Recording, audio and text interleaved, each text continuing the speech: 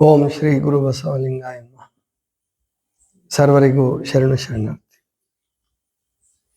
ಬಸವಣ್ಣನವರು ತಮ್ಮ ವಚನದಲ್ಲೊಂದರಲ್ಲಿ ಹೇಳಿದ್ದಾರೆ, ಲಕ್ಷಗಾವುದ ನಡೆದು ಹೋಗಿ ಭಕ್ತನ ಕಾಂಬುದು ಸದಾಚಾರ.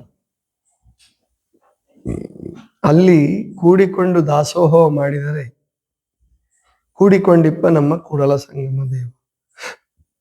ಲಕ್ಷಗಾವುದ ಅಂದ್ರೆ 2 ಮೈಲಿ. ಒಂದು ಗಾವುದ ಅಂದ್ರೆ 2 ಮೈಲಿ ಅಂದ್ರೆ ಸುಮಾರು ಒಂದು 3.5-4 ಕಿಲೋಮೀಟರ್ ಅಂತ ಇಟ್ಕೊಳ್ಳಿ.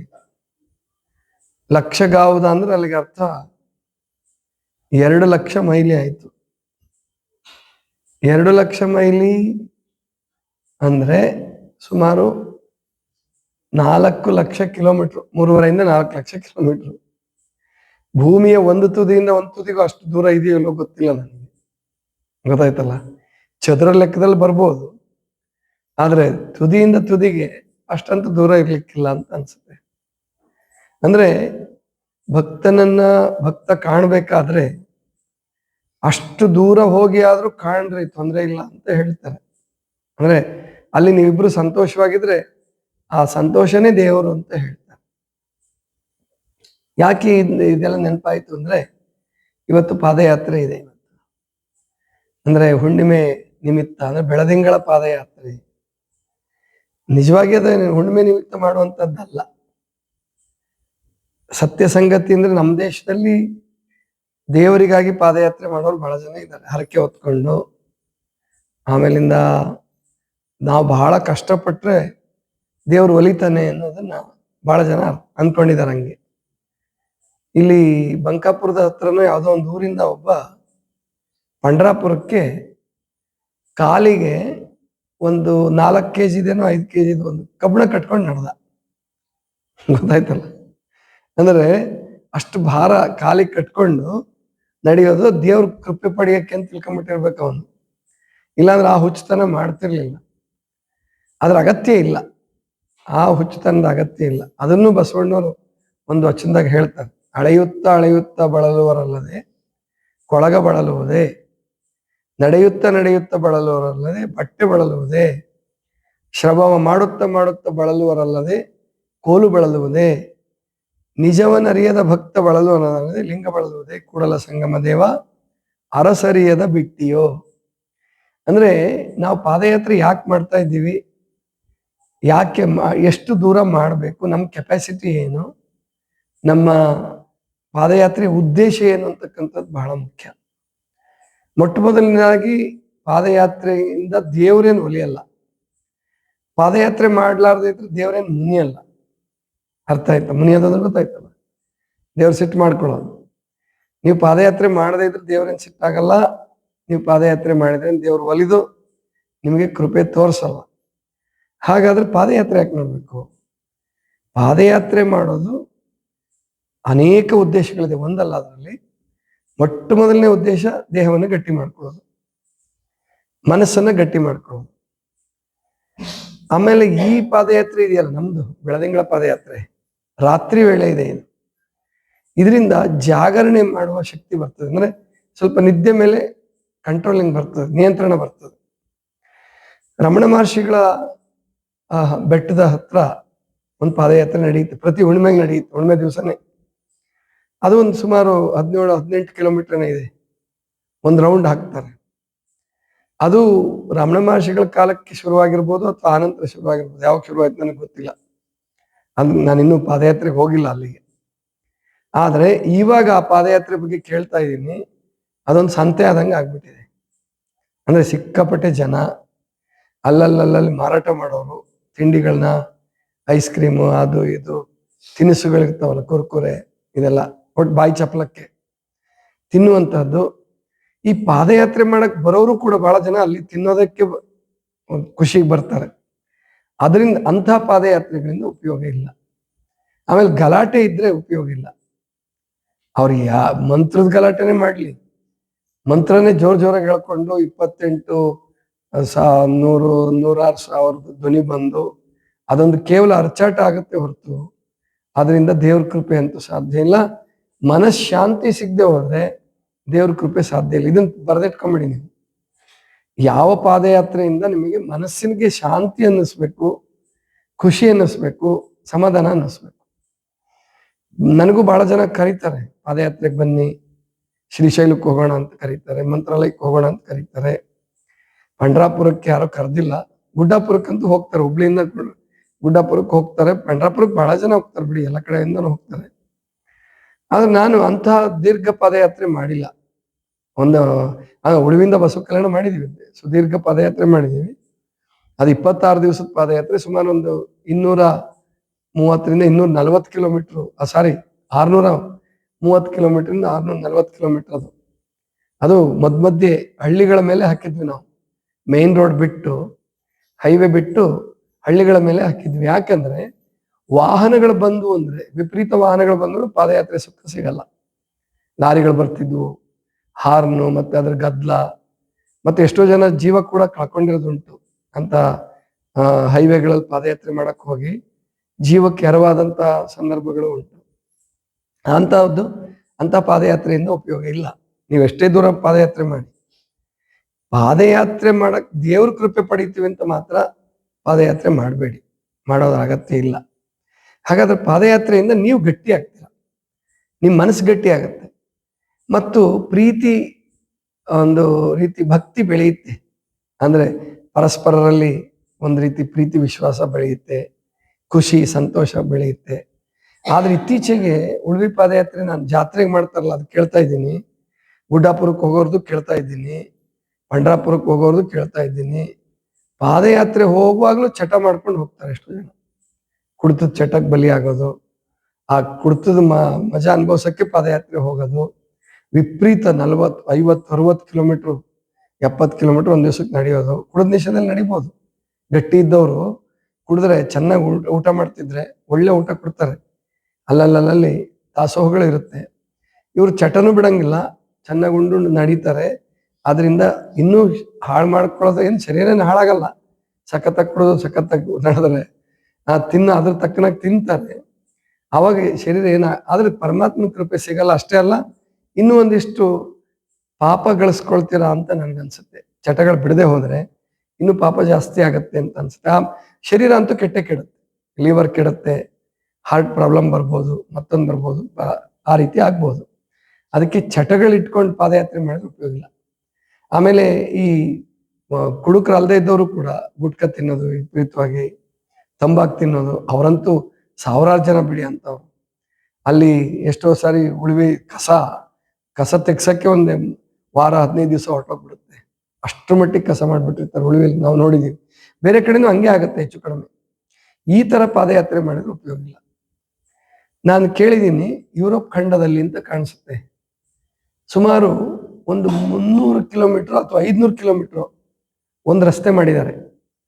ಅದು ನೀವು ಗೂಗಲ್ ಮಾಡಿ ನೋಡಿದ್ರೆ ಸಿಗ್ಬೋದು. ಪ್ರಕಾಶ್ ಅವ್ರಿಗೆ 300ರಿಂದ 500 ಕಿಲೋಮೀಟರ್ ಏನೋ ಇರ್ಬೋದು ಅಂತ ಕೇಳಿದೀನಿ. ನಮ್ಮ ಜಯಪ್ರಕಾಶ್ ಅವ್ರು ಹೇಳ್ತಾ ಇದ್ರು, ಕೊಡಗಿನವ್ರು ಇದಾರೆ, ಅವರು ಪಾದಯಾತ್ರೆ. ಅಲ್ಲಿ ಪಾದಯಾತ್ರೆಗೋಸ್ಕರನೇ ಅಟ್ರಾಕ್ಟ್ ಮಾಡಿದ್ದಾರೆ. ಸುಮಾರು ಒಂದು 10-15 ದೇಶಗಳ ಮೂಲಕ ಹಾದು ಹೋಗುತ್ತದೆ. ಅಲ್ಲಿ ದೇಶಗಳು ಸಣ್ಣ ಸಣ್ಣ, ಯುರೋಪ್ ಖಂಡದಲ್ಲಿ ನಮ್ಮ ಕರ್ನಾಟಕದಷ್ಟು ದೊಡ್ಡ ದೇಶಗಳಿಲ್ಲ, ಅಷ್ಟು ಸಣ್ಣ ದೇಶಗಳಲ್ಲಿ ಸುಮಾರು ಒಂದು 10-15 ದೇಶಗಳ ರೂಟ್ ಹೋಗುತ್ತೆ. ಅಲ್ಲಿ ಪಾದಯಾತ್ರೆ ಮಾಡೋರಿಗೆ ವೀಸಾದು ಆ ಸಮಸ್ಯೆ ಅದೆಲ್ಲ ಆಗಲ್ಲ. ಅಲ್ಲಿ ಒಂದ್ ಸಾರಿ ಪಾದಯಾತ್ರೆದೊಂದು ಏನೋ ಕಾರ್ಡ್ ಇರುತ್ತೆ, ಅದು ಮಾಡಿಸ್ಬಿಟ್ರೆ ಅವರು ಪ್ರತಿ ದೇಶದಲ್ಲೂ ವೀಸಾ ತೆಗಿಸ್ಬೇಕು, ಅದೇನು ಸಮಸ್ಯೆ ಇರಲ್ಲ. ಅಲ್ಲಲ್ಲಿ ಊಟಕ್ಕೆ ವ್ಯವಸ್ಥೆ ಮಾಡಿರ್ತಾರೆ, ಹೋಟ್ಲು ವ್ಯವಸ್ಥೆ. ಅದೇ ಅವರೇ ದುಡ್ಡು ಕೊಟ್ಟು ತಗೋಬೇಕು. ನಮ್ಮ ತರ ಉಚಿತವಾಗಿ ಅಲ್ಲಿ ಸಿಕ್ಕಲ್ಲ, ಅವರೇ ದುಡ್ಡು ಕೊಟ್ಟು ತಗೋಬೇಕು. ಅಂತಹ ಪಾದಯಾತ್ರೆ ಮಾಡೋದ್ರಲ್ಲಿ ಸಂತೋಷ ಇದೆ. ಜೊತೆಗೆ ಸ್ಟ್ಯಾಮಿನಾ ಬೆಳೀತದೆ. ಅಂದ್ರೆ ಸ್ಟ್ಯಾಮಿನಾ ಅಂತ ಕರೀತಾರೆ, ಅಂದ್ರೆ ದೈಹಿಕ ಶಕ್ತಿ, ಮಾನಸಿಕ ಶಕ್ತಿ ಬೆಳೆಸ್ಕೊಳ್ಳೋದಕ್ಕೆ ಅದನ್ನ ಮಾಡ್ತಾರೆ. ಇನ್ನೊಂದು ಪದ್ಧತಿ ಮಾಡ್ತಾರೆ ಅವರು, ಅದು ಬೇರೆ ದೇಶದಿಂದಾನೇ ಬಂದಂಥದ್ದು. ಇಂಗ್ಲೆಂಡ್, ಅಮೆರಿಕನ್ ಮ್ಯಾರಥಾನ್ ಅಂತ ಗೊತ್ತು ನಿಮ್ಗೆಲ್ಲ. 40 ಕಿಲೋಮೀಟರ್, 50 ಕಿಲೋಮೀಟರ್ ಓಡೋದಂದ್ರೆ ಸಿಕ್ಕಾಪಟ್ಟೆ ಓಡೋದಲ್ಲ, ಜಾಗಿಂಗ್ ತರ ಮಾಡ್ಕೊಂಡು ಹೋಗ್ತಾರೆ. ಅದಕ್ಕೆ ಬಹುಮಾನಗಳು ಕೂಡ ಇಟ್ಟಿರ್ತಾರೆ. ಆ ತರ ಶುರುವಾಗಿದೆ. ಅದು ಒಳ್ಳೆ ಪದ್ಧತಿ. ಅದರಿಂದ ಶರೀರನೂ ಗಟ್ಟಿ ಆಗುತ್ತೆ, ಜೊತೆಗೆ ವಯಸ್ಸಾದವರು ಕೂಡ ಮಾಡ್ತಾರೆ ಅದನ್ನ. ಅಲ್ಲಿ ಏಜ್ ಲಿಮಿಟ್ ಕೆಲವರು, ಅಂದ್ರೆ ಸ್ಪರ್ಧೆಗಳು ನೀಡುವಾಗ ಬೇರೆ ಬೇರೆ ಸ್ಪರ್ಧೆಗಳನ್ನ ಬೇರೆ ಬೇರೆ ವಯಸ್ಸಿನವ್ರಿಗೆ ಇಡ್ತಾರೆ, ಆ ತರ ಇಡ್ತಾರೆ. ಮ್ಯಾರಥಾನ್ ಅಂತ ಕರೀತಾರೆ, ದೀರ್ಘ ಓಟ ಅದು. ಅದು ಒಳ್ಳೇದು. ಆಮೇಲೆ ಅಲ್ಲಿ ಕೆಲವು ಸಂಸ್ಥೆಗಳು ಅರೇಂಜ್ ಮಾಡಿರ್ತವೆ, ಅಲ್ಲಿ ಸ್ವಚ್ಛತೆ, ಶಿಸ್ತು, ಒಳ್ಳೆ ಆರೋಗ್ಯ ಕಡೆ ಗಮನ ಕೊಡ್ತಕ್ಕಂಥದ್ದು ಅದೆಲ್ಲ ಇರುತ್ತೆ. ಅದು ಒಳ್ಳೇದು, ಆ ಥರ ಮಾಡ್ಕೋಬೇಕು. ನಮ್ಮಲ್ಲಿ ದೇವ್ರ ಹೆಸರಿನಲ್ಲಿ ಪಾದಯಾತ್ರೆ ಮಾಡ್ತಾರೆ, ಉಳ್ಕೊಂಡು ಬಂದಿದೆ, ಒಳ್ಳೇದು. ಪಾದಯಾತ್ರೆ ಇರ್ಲೇಬೇಕು, ಪಾದಯಾತ್ರೆ ಹೋಗ್ಬಾರ್ದು, ಯಾವ ಕಾರಣಕ್ಕೂ ಪಾದಯಾತ್ರೆ ಬಿಡಬಾರ್ದು. ಆದ್ರೆ ಈಗ ಮೋದಿಯವರು ಪಂಡ್ರಾಪುರದ ಕಡೆ ಒಂದು ವ್ಯವಸ್ಥೆ ಮಾಡಿದ್ದಾರೆ. ಅದನ್ನ 200 ಕಿಲೋಮೀಟರ್ ಒಂದು ರಸ್ತೆ ಮಾಡಿದ್ದಾರೆ ಪಂಡ್ರಾಪುರದ ಪಾದಯಾತ್ರಿಗಳಿಗೆ. ಅಲ್ಲಿ ಯಾವ ವಾಹನನೂ ಬರಂಗಿಲ್ಲ, ಕೇವಲ ಪಾದಯಾತ್ರೆಗೋಸ್ಕರನೇ ಆ ರಸ್ತೆ ಮಾಡಿದ್ದಾರೆ. ಫುಟ್ಪಾತ್ ಅನ್ನೋ ತರ ಮಾಡಿದಾರಲ್ಲ, ಆ ರೂಪದಲ್ಲಿ ಪಾದಯಾತ್ರಿಗಳಿಗೋಸ್ಕರನೇ ರಸ್ತೆ ಮಾಡಿಸಿದ್ರು ಅದನ್ನ. ಅದು ಕೇಂದ್ರ ಸರ್ಕಾರದವರು ಮಾಡಿಸಿದ್ರು. ಅದು ಬಹಳ ಒಳ್ಳೆ ಪದ್ಧತಿ. ನಿತಿನ್ ಗಡ್ಕರಿ ಅವರು ಅವ್ರದ್ದೆಲ್ಲ ಆಲೋಚನೆ ಇತ್ತು ಅದಕ್ಕೆ. ನಮ್ಮ ದೇಶದಲ್ಲಿ ಆ ಥರ ಒಂದು ಪಾದಯಾತ್ರೆ ರೂಟ್ ಇದೆ, 200 ಕಿಲೋಮೀಟರ್. ಅಲ್ಲಿ ಯಾವ ವಾಹನಗಳು ಬರಂಗಿಲ್ಲ. 200 ಕಿಲೋಮೀಟರ್ ಅಂತ ಅನ್ಕೊಂಡಿದ್ದೀನಿ ನಾನು, ಅಷ್ಟೇ ಅಂತ ಅನ್ಸುತ್ತೆ. ಈ ರೀತಿ ಪಾದಯಾತ್ರೆ ಮಾಡೋದ್ರಿಂದ, ಮತ್ತು ಏನೀಗ ನಾವು ಮಾಡ್ತಾ ಇದ್ದೀವಲ್ಲ, ಇದು 8.5 ಕಿಲೋಮೀಟರ್ 17 ಕಿಲೋಮೀಟರ್ ಆಗುತ್ತೆ. 17 ಕಿಲೋಮೀಟರ್ ಪಾದಯಾತ್ರೆ ಮಾಡೋದ್ರಲ್ಲಿ ತುಂಬಾ ಕಷ್ಟ ಏನಾಗಲ್ಲ. ಸಣ್ಣ ಹುಡುಗರು ಮಾಡ್ಬೋದು, ದೊಡ್ಡವರು ಮಾಡ್ಬೋದು, ಸ್ವಲ್ಪ ಗಟ್ಟಿ ಇದ್ದಂತ ವಯಸ್ಸಾದಂಥವ್ರು ಕೂಡ ಮಾಡ್ಬೋದು. ಮುಪ್ಪಿನ ಅವಸ್ಥೆಯಲ್ಲಿರ್ತಕ್ಕಂಥವ್ರು ಆ ಪಾದಯಾತ್ರೆ ಮಾಡಬಹುದು. ಅದರಿಂದ ಏನ್ ಪ್ರಯೋಜನ ಆಗತ್ತೆ, ನನಗಂತೂ ನನ್ನ ಅನುಭವದಲ್ಲಿ ತುಂಬಾ ಪ್ರಯೋಜನ ಆಗಿದೆ. ಮೊದಲು ಪಾದಯಾತ್ರೆ ಮಾಡುವಾಗ 2, 3, 4 ಪಾದಯಾತ್ರೆಯಲ್ಲಿ ನನಗೆ ಸ್ವಲ್ಪ ನಿದ್ದೆ ಕಾಡ್ತಿತ್ತು. ನಿದ್ದೆ ಬರೋದೇ ಕಷ್ಟ, ಪಾದಯಾತ್ರೆಯಲ್ಲಿ ಬರ್ತಿತ್ತು ಅವಾಗ, ಅಂದ್ರೆ ವಾಪಸ್ ಬರುವಾಗ. ಅದನ್ನು ಕಷ್ಟಪಟ್ಟು ತಡೆದಿದ್ದಕ್ಕೆ ಇವಾಗ ಒಟ್ಟ ನಿದ್ರೆ ಕಾಟ ಬರೋದಿಲ್ಲ, ನಿದ್ದೆ ಹಿಂಸೆ ಆಗಲ್ಲ. ಆಮೇಲೆ ಈಗ ನಮ್ದು ಹೆಚ್ಚು ಕಡಿಮೆ ಒಂದು 26-27 ಪಾದಯಾತ್ರೆ ಆಗಿರ್ಬೇಕು. ಅದು ಜೊತೆಗೆ ಮೊದಲು ಈ ಇದ್ರದ್ದು ಏನು ಹುಣ್ಣಿಮೆ ಇದಕ್ಕೆ ಹೋಗ್ತಿದ್ವಿ. ಹುಣ್ಣಿಮೆ ದಿವಸ ಬೆಳಗ್ಗೆ 3 ಗಂಟೆಗೆ ಹೋಗ್ತಾ ಇದ್ವಿ ಬೂದನಗುಡ್ಡಕ್ಕೆ ಹೋಗ್ತಾ ಇದ್ವಿ. ಅದು ಒಂದು 4 ಪಾದಯಾತ್ರೆ ಮಾಡಿದೀವಿ. ಆಮೇಲೆ ಇಲ್ಲಿ ಗದಗದಿಂದ ಡಂಬಳಕ್ಕೆ ಹೋಗ್ತಾ ಇದ್ವಿ. ಅಲ್ಲೂ ನಾನು ಸುಮಾರು ಒಂದು 40 ತಿಂಗಳು ಹೋಗಿರ್ಬೋದು. ಒಂದು 8 ತಿಂಗಳು ಮಿಸ್ ಆಗಿ 48 ತಿಂಗಳು ಮಾಡಿದ್ವಿ. ಅದರಲ್ಲಿ ಒಂದು 5-6 ಅಥವಾ 2-3 ಅಷ್ಟೇ ಮಿಸ್ ಆಗಿರ್ಬೋದು. 45-46 ತಿಂಗಳು. ಅದು 22 ಕಿಲೋಮೀಟರ್ ಇತ್ತದು. 22 ಕಿಲೋಮೀಟರ್ ಒಂದೇ ಕಡೆ ಹೋಗೋದು, ಬರುವಾಗ ಬಸ್ಸಿಗೆ ಬಂದ್ಬಿಡ್ತಾ ಇದ್ವಿ. ಡಂಬಳಕ್ಕೆ ಹೋಗಿ ಬರುವಾಗ. ಆದ್ರೆ ರಾತ್ರಿ 12ಕ್ಕೆ ಬಿಡ್ತಿದ್ವಿ. ಅದು ರಾತ್ರಿ 12ಕ್ಕೆ ಬಿಡ್ತಾ ಇದ್ವಿ. ಈಗ ಅರ್ಥ ಆಗ್ತಾ ಇದೆ, ರಾತ್ರಿ ಬೇಗ ಬಿಡ್ಬೇಕಾಗಿತ್ತು. 10 ಗಂಟೆಗೆ ಬಿಟ್ಬಿಟ್ರೆ ನಾವು 3-4 ಗಂಟೆಗೆ ಹೋಗ್ತೀವಿ. 22 ಕಿಲೋಮೀಟರ್ ಅಂದ್ರೆ 4 ಗಂಟೆಗೆ ಹೋಗ್ತೀವಿ. ಅಲ್ಲಿ ಸ್ವಲ್ಪ ವಿಶ್ರಾಂತಿ ಮಾಡ್ಬೋದು, ಅವಾಗೇ ನಿದ್ದೆ ಬರಲ್ಲ. ಬರ್ತಾ ಪ್ರತಿ ತಿಂಗಳು ಮಾಡಿದ್ರೆ ಬಂದ್ಮೇಲೆ ನಿದ್ದೆ ಬರಲ್ಲ. ನನಗಂತೂ ಬರ್ತಾ ಇಲ್ಲ. ಅಂದ್ರೆ ಒಂದು ಅರ್ಧ ಗಂಟೆ 1 ಗಂಟೆ ಬಂದ್ರೆ ಹೆಚ್ಚು. ಬಾಕಿ ಅಂತೆ ಸಾಧನೆ ಮಾಡ್ಬೋದು. ಪ್ರಾಣಾಯಾಮ ಮಾಡ್ಲಿಕ್ಕೆ ಶಕ್ತಿ ಇರುತ್ತೆ, ಬೇರೆ ಬೇರೆ ಕೆಲಸ ಎಲ್ಲ ಮಾಡ್ಕೊಳ್ಬೋದು. ಮಧ್ಯಾಹ್ನದ ಮೇಲೆ ಸ್ವಲ್ಪ ವಿಶ್ರಾಂತಿ ಬೇಕು ಅನ್ಸುತ್ತೆ ಅವತ್ತು. ಅದಕ್ಕೆ ಭಾನುವಾರದ ದಿವಸ ಇಟ್ಟಿರೋ ಉದ್ದೇಶ ಅದೇನೆ. ಶನಿವಾರ ರಾತ್ರಿ ಮಾಡಿ ಭಾನುವಾರ ಮಾಡ್ತಕ್ಕಂಥದ್ದು, ಭಾನುವಾರ ವಿಶ್ರಾಂತಿ ಮಾಡೋದಕ್ಕೆ ಅವಕಾಶ ಮಾಡ್ಕೊಂಡಿದೀವಿ. ನಿಮಗೂ ಕೂಡ ಯಾರು ಬೇರೆ ಬೇರೆ ಕಡೆಯಿಂದ ಬರ್ತಾರೆ ಅವ್ರಿಗೂ ಆ ಥರ ಅವಕಾಶ ಮಾಡಿಕೊಟ್ಟಿದ್ದೀವಿ. ನೀವು ಈ ಪಾದಯಾತ್ರೆ ರೂಢಿ ಮಾಡ್ಕೊಳ್ಳಿ. ಮೊದಲು ಪ್ರತಿ ವರ್ಷ ಉಳಿವಿ ಪಾದಯಾತ್ರೆ ಮಾಡ್ತಾ ಇದ್ವಿ. ಈಗ 19 ವರ್ಷ ಆಗಿದೆ ಅಂತ ಕಾಣುತ್ತೆ. 2008ರಿಂದನೂ ಪ್ರತಿ ವರ್ಷ ಮಾಡ್ತಾ ಇದ್ದೀವಿ. 1 ವರ್ಷ ಮಾತ್ರ ಬಿಟ್ಟಿದ್ವಿ. 20ನೇ ಇಸ್ವಿಯಲ್ಲಿ ಏನು ಕೊರೋನಾ ಲಾಕ್ಡೌನ್ ಇತ್ತಲ್ಲ, ಅವಾಗ್ಲೂ ಹೋಗ್ಬೋದಾಗಿತ್ತು. ಒಳ್ಳೆ ಚೆನ್ನಾಗಿ ಪಾದಯಾತ್ರೆ ಆಗ್ತಿತ್ತು ಅವಾಗ. ಒಬ್ರು ಬಹಳ ಒತ್ತಾಯ ಮಾಡೋದಕ್ಕೆ, ಬೇಡ ಸರ್ಕಾರಿ ನಿಯಮ ಇದೆ ಯಾಕೆ ಹೋಗೋದು ಅಂತ ಹೇಳಿದ್ದಕ್ಕೆ ಒತ್ತಾಯ ಮಾಡಿದಕ್ಕೆ ಬಿಟ್ವಿ ಅಷ್ಟೇನೆ. ಅದೊಂದು ಬಿಟ್ರೆ ಸಾಮಾನ್ಯವಾಗಿ ಪ್ರತಿ ವರ್ಷ ಹೋಗಿದ್ದೀವಿ. ಅದು ತುಂಬಾ ಕಷ್ಟ ನನಗೆ. ಆ ಪಾದಯಾತ್ರೆನೂ ಕಷ್ಟನೇ. ಇವಾಗ ಕಷ್ಟ ಆಗ್ತಾ ಇಲ್ಲ. ಗುಳ್ಳೆ ಆಗ್ಬಿಡುತ್ತೆ ಕಾಲಿಗೆ. ನನಗೆ ಸಣ್ಣ ಹುಡುಗನಿಂದ ತುಂಬಾ ಮೃದುವಾಗಿತ್ತು ಕಾಲು ನಂದು. ಸೊ ಗುಳ್ಳೆ ಆಗ್ಬಿಡ್ತಿತ್ತು. ಈಗ ಒಂದು ಟೆಕ್ನಿಕಲ್ ಆಗಿ ಗೊತ್ತಾಗಿದೆ. ಅಂದ್ರೆ ಪಾದಯಾತ್ರೆ ಮಾಡುವಾಗ, ದೀರ್ಘ ಪಾದಯಾತ್ರೆ ಮಾಡುವಾಗ ಓಡಬಾರ್ದು, ಮತ್ತು ಹೆಚ್ಚು ಮಧ್ಯೆ ವಿಶ್ರಾಂತಿ ಕೂತ್ಕೋಬಾರ್ದು. ಕೂತ್ಕೊಂತಾ ಇದ್ರೆ, ಓಡ್ತಾ ಇದ್ರೆ ಶರೀರಕ್ಕೆ ಡಿಸ್ಟರ್ಬ್ ಆಗುತ್ತೆ, ಜೊತೆಗೆ ಹೊಂದ್ಕೊಳ್ಳೋದೇ ಕಷ್ಟ ಆಗ್ಬಿಡುತ್ತೆ. ಅದರಿಂದನೇ ಹಿಂಸೆ ಪಡ್ತಾ ಇದ್ವಿ. ಈಗ ಒಂದೇ ಅಳತೆಯಲ್ಲಿ ಹೋಗುವಂಥದ್ದು ಅದೆಲ್ಲ ಗೊತ್ತಾಗಿದೆ. ಮತ್ತೆ ಪಾದಯಾತ್ರೆಗೆ ಬಹಳ ಮುಖ್ಯವಾಗಿ ಗಮನಿಸ್ಬೇಕಾದ್ರೆ ಪಾದರಕ್ಷೆಗಳು. ಬೂಟ್ ಹಾಕೊಳ್ಬೋದು, ನೀವು ಶೂಸ್ ಧರಿಸ್ಬೋದು ಅಥವಾ ಚಪ್ಪಲ್ ಧರಿಸ್ಬೋದು. ಪಾದರಕ್ಷೆಗಳನ್ನ ನಾವು ಬಹಳ ಎಚ್ಚರಿಕೆಯಿಂದ ಕಾಯ್ಕೋಬೇಕು. ಅಂದ್ರೆ ಮೊದಲು ವಾಕಿಂಗ್ ಪ್ರಾಕ್ಟೀಸ್ ಇರಬೇಕು, ಅದರಲ್ಲಿ ಆ ಪಾದಯಾತ್ರೆಗಳಿಗೆ ಬಳಸಬೇಕು. ಹಳೆ ಪಾದರಕ್ಷೆಗಳನ್ನೇ ಬಳಸಬೇಕು, ಹೊಸವು ಯಾವ ಕಾರಣಕ್ಕೂ ಬಳಸಬಾರ್ದು. ಯಾಕಂದ್ರೆ ಅವು ಎಷ್ಟೇ ಹೊಂದಾಣಿಕೆ ಆಗಿದೆ ಅಂದ್ರೂ ಕೂಡ ಹೊಸ ಚಪ್ಪಲಿ ಕಚ್ಚುವ ಸಾಧ್ಯತೆ ಇರುತ್ತೆ. ಆದ್ರಿಂದ ಇವೆಲ್ಲ ಎಚ್ಚರಿಕೆ ತಗೊಂಡು ಪಾದಯಾತ್ರೆ ಮಾಡಿದ್ದೆ ಆದ್ರೆ ಪಾದಯಾತ್ರೆಯೂ ಕೂಡ ಒಂದು ಯೋಗ ಆಗ್ಬಿಡುತ್ತೆ. ಅದಕ್ಕೆ ಒಂದು ಮಾತಿದೆ ಇಂಗ್ಲಿಷಲ್ಲಿ, walking is the king of the exercise ಅಂತ ಹೇಳಿ. ಅಂದ್ರೆ ವಾಕಿಂಗ್ ಅನ್ನುವಂಥದ್ದು ಎಲ್ಲಾ ಎಕ್ಸಸೈಸ್ ರಾಜ ಇದ್ದ ಹಾಗೆ ಪಾದಯಾತ್ರೆ. ಅಷ್ಟು ಅದ್ಭುತವಾದ ಶಕ್ತಿ ಇದೆ. ಸಣ್ಣ ಮಕ್ಕಳು ಕೂಡ, ನನಗೆ ಆಶ್ಚರ್ಯ ಆಗೋದಂದ್ರೆ ಅವತ್ತು ತೆಳ್ಳಗಿರ್ತಾರೆ. ನಮ್ಮಲ್ಲಿ ಒಬ್ಬ ಮಹೇಶ್ ಅಂತ ಬರ್ತಾನೆ, ಇವತ್ತು ಬಂದ್ರು ಬರ್ಬೋದು. ಅವನು ಈಗ 2 ವರ್ಷದಿಂದ ನಮ್ಮ ಜೊತೆ ಉಳಿವಿ ಪಾದಯಾತ್ರೆಗೆ ಬರ್ತಿದ್ದಾನೆ. ಒಟ್ಟ ಗಾಡಿ ಹತ್ತಲ್ಲ. ಅವನು 6ನೇ ಕ್ಲಾಸ್ ಇತ್ತು, 5ನೇ ಕ್ಲಾಸ್ ಇದ್ದ ಮೊದಲು ಬಂದಾಗ 6ನೇ ಕ್ಲಾಸ್ ಇದ್ದ ಅನ್ಸುತ್ತೆ. ಅವನ ಜೊತೆ ಇನ್ನೊಬ್ಬ ಸಂಗಮೇಶ್ ಅಂತ ಬಂದಿದ್ದ. ಅವನು ಒಂದೇ ದಿವಸ ಅವ್ರ ಅಜ್ಜಿ ಒತ್ತಾಯ ಮಾಡಿದಕ್ಕೆ ಒಂದು 10 ಕಿಲೋಮೀಟರ್ ಟ್ರ್ಯಾಕ್ಟರ್ ಕೂತಿರ್ಬೋದು ಆ ಹುಡುಗ. ಇಲ್ಲೇ ಹೋದ್ರೆ ತುಂಬಾ ತೆಳ್ಳಗೆ, ಮಹೇಶನಿಂದ ತೆಳ್ಳಗಿದ್ದಾನೆ, ಅವನು ಕೊಳ್ಳಗಿದ್ದಾನೆ. ಆದ್ರೆ ಎಷ್ಟು ಚೆನ್ನಾಗಿ ನಡೀತಾರ ಅವರು ಅಂತಂದ್ರೆ, ಅವರಿಗೆ ಆ ಪ್ರಾಣಶಕ್ತಿ ಅಂತ ಕರೀತಾರೆ. ದೈಹಿಕ ಶಕ್ತಿ ನೋಡ್ಲಿಕ್ಕೆ ದೇಹ ದೊಡ್ಡದಲ್ಲ, ದಪ್ಪ ಇಲ್ಲ. ಅವರು ಪ್ರಾಣಶಕ್ತಿ ಚೆನ್ನಾಗಿದೆ. ದೇಹ ದಪ್ಪ ಇದ್ದವರೆಲ್ಲ ಚೆನ್ನಾಗಿ ನಡೀತಾರೆ ಅಂತ ಏನಿಲ್ಲ, ಹಂಗೇನಿಲ್ಲ. ಪ್ರಾಣಶಕ್ತಿ ಶುದ್ಧವಾಗಿದ್ರೆ, ಒಳಗಡೆ ಕಸ ಇಲ್ಲದೆ ಹೋದ್ರೆ ಶರೀರದಲ್ಲಿ ನಡೆಯೋದು ಸುಲಭ ಆಗುತ್ತೆ. ಅದು ಹುಟ್ಟುತ್ತಾನೆ ಬಂದಿರುತ್ತೆ. ಆ ಪ್ರಾಣಶಕ್ತಿ ಕೊಡುಗೆ ಅದು ತಾಯಿ ತಂದೆಗಳಿಂದ ಬಂದಿರ್ಬೋದು, ಆ ಮಕ್ಕಳಿಗೆ ಬಂದಿರ್ಬೋದು. ಅಂತ ಮಕ್ಕಳು ಈಗ ನಮ್ಮಲ್ಲಿ ಹುಡುಗರೆಲ್ಲ ಬರ್ತಾರೆ, ಸಾಗರನ ಬರ್ತಾನೆ, ಅವನ ಸ್ನೇಹಿತರು ಕೆಲವರೆಲ್ಲ ಬರ್ತಾರೆ. ಈ ಸಾಗರ ಇಲ್ಲಿಂದಾನೇ ಬರ್ತಾನೆ, ಅವನಿಗೆ ಒಂಚೂರು ದಣಿವಾಗಲ್ಲ. ಒಂದ್ ಸ್ವಲ್ಪ ನಿದ್ದೆ ಕಾಡ್ಬೋದು ಅಷ್ಟೇ, ನಿದ್ದೆ ಕಾಡ್ಬೋದು. ಅವಕ್ಕೆ ಅವನು ರಾಜಕೀಯ ಮಾಡಿರ್ತಾನೆ, ಗಾಡಿಗೆ ಹತ್ಬಿಟ್ಟಿರ್ತಾನೆ ಬರುವಾಗ. ಹಂಗ ಹತ್ಬಾರ್ದು, ಗೊತ್ತಾಯ್ತಲ್ವಾ?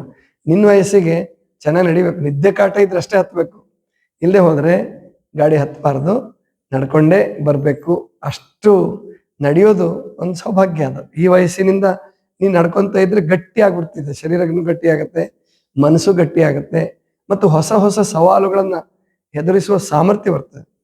ಹೊಸ ಹೊಸ ಸವಾಲುಗಳನ್ನ ಸ್ವೀಕರಿಸಿ ನಾವು ಏನಾದರೂ ಸಾಧನೆ ಮಾಡ್ಲಿಕ್ಕೆ ಕೂಡ ಅನುಕೂಲ ಆಗುತ್ತೆ. ಆದ್ರಿಂದ ನಾವು ಪಾದಯಾತ್ರೆ 10 ಗಂಟೆಗೆ ಬಿಡ್ತೀವಿ ಇವತ್ತು.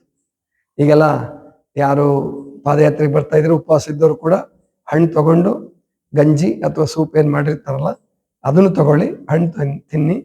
ಇವತ್ತು ತೊಂದರೆ ಇಲ್ಲ, ನೀವು ಯಾರು ಬೇಕಾದ್ರೂ ಹಣ್ಣು ತಿನ್ಬೋದು. ಅಂದ್ರೆ ಉಪವಾಸದಲ್ಲಿದ್ರು ಕೂಡ ಜ್ಯೂಸಲ್ಲಿ ಇರ್ಲಿ, ಮಜ್ಜಿಗೆಲಿರ್ಲಿ, ಹಣ್ಣು ತಿಂದು 8.5 ಕಿಲೋಮೀಟರ್ ನಡೆಯೋದ್ರಿಂದ ಜೀರ್ಣಕ್ರಿಯೆಗೆ ತೊಂದರೆ ಆಗಲ್ಲ. ಅಲ್ಲೂ ಕೂಡ ಪ್ರಸಾದ ಕೊಡ್ತಾರೆ, ಅದನ್ನು ತಗೊಳ್ಬೋದು ನೀವು. ಅದು ಲಘು ಆಹಾರ ಇರುತ್ತೆ, ತುಂಬಾ ಲಘುವಾಗಿರುತ್ತೆ, ಅದರಿಂದ ತಗೊಳ್ಬೋದು.